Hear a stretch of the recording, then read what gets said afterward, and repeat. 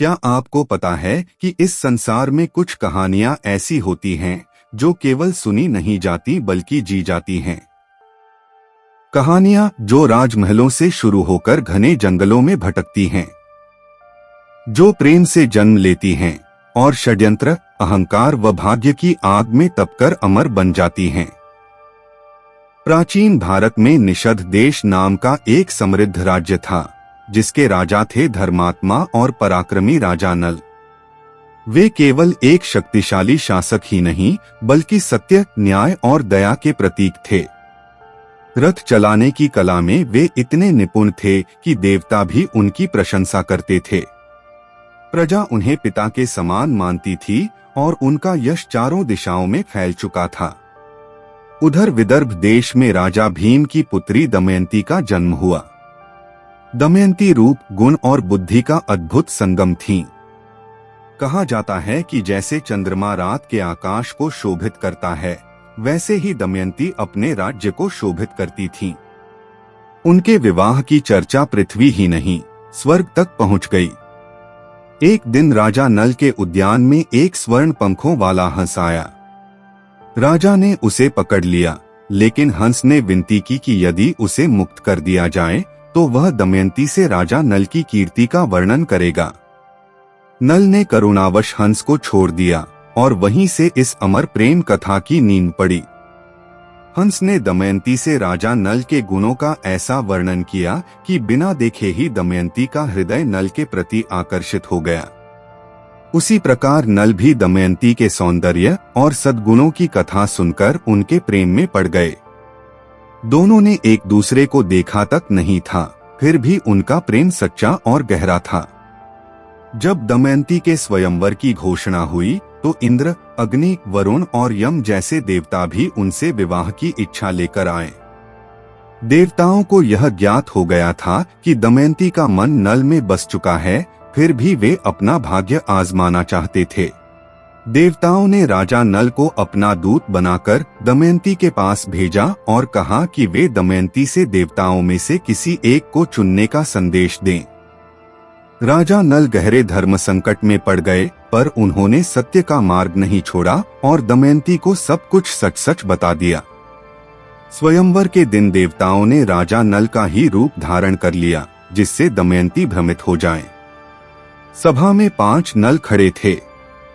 पूरा राजदरबार स्तब्ध था। तभी दमयंती ने अपनी बुद्धि और विवेक से असली नल को पहचान लिया और उन्हें वरमाला पहना दी। देवता दमयंती की बुद्धि और नल की सत्यनिष्ठा से प्रसन्न हुए।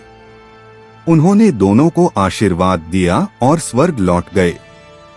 नल और दमयंती का विवाह बड़े वैभव और आनंद के साथ संपन्न हुआ। कुछ समय तक उनका जीवन पूर्ण सुख और शांति से भरा रहा। लेकिन यहीं से कथा में प्रवेश होता है कली का, जो कलयुग का प्रतीक था। कली स्वयंवर में देर से पहुंचा और दमयंती को न पा सका। अपमान और क्रोध में उसने राजा नल से बदला लेने का निश्चय किया।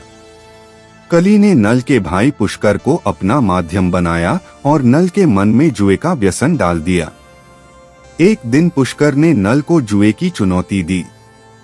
कली के प्रभाव में आकर नल विवेक खो बैठे और खेल स्वीकार कर लिया। जुए में एक-एक कर नल अपना सारा राज्य, धन, वैभव और अंत में स्वयं को भी हार गए। यहाँ तक कि उनके और दमयंती के वस्त्र तक छिन गए। राजमहल से वन तक का उनका सफर आंसुओं और अपमान से भरा था।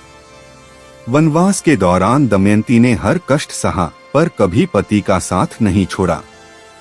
भूख, प्यास और थकान के बीच भी उनका प्रेम अडिग रहा। लेकिन कली का प्रभाव इतना गहरा था कि नल का मन पूरी तरह विचलित हो चुका था। एक रात नल ने सोती हुई दमयंती को अकेला छोड़ दिया और वन में चले गए। यह क्षण पूरी कथा का सबसे पीड़ादायक क्षण है। दमयंती जब जागी और स्वयं को अकेला पाया तो उनका हृदय टूट गया, फिर भी उन्होंने हार नहीं मानी। वन में भटकते हुए नल की भेंट नागराज करकोटक से हुई। करकोटक ने नल को डस लिया, जिससे उनका सुंदर रूप नष्ट हो गया।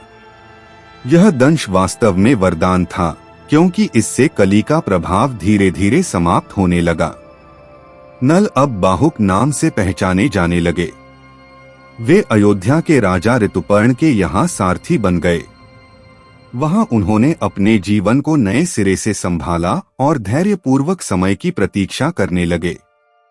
दूसरी ओर दमयंती ने अनेक अपमान सहे।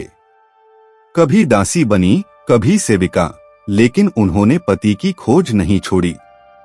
उनके साहस और दृढ़ संकल्प ने उन्हें जीवित रखा।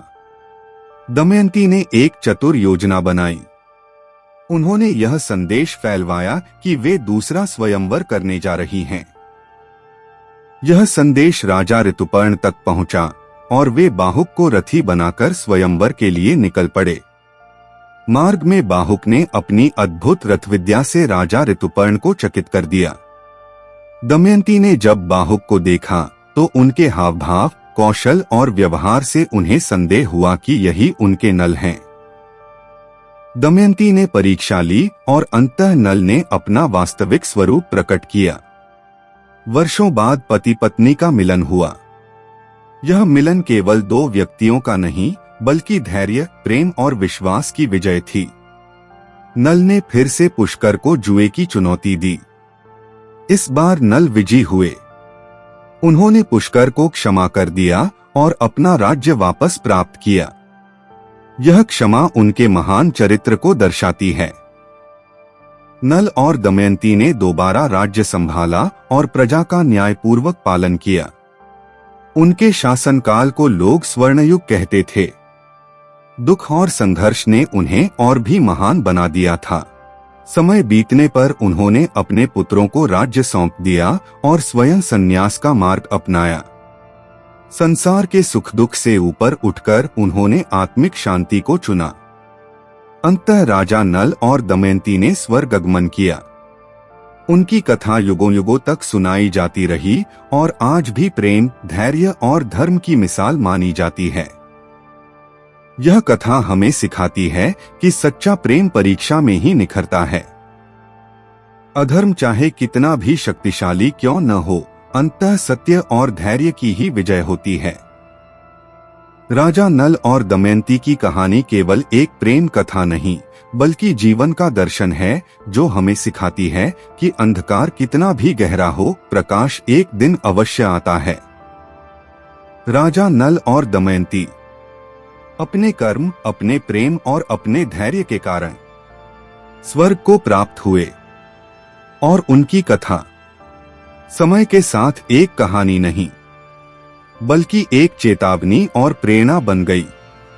यह कथा हमें सिखाती है कि जुए का एक निर्णय पूरा जीवन बदल सकता है, कि भाग्य चाहे कितना भी कठोर क्यों न हो, यदि विश्वास और प्रेम जीवित है तो बिछड़े हुए रास्ते फिर मिल ही जाते हैं।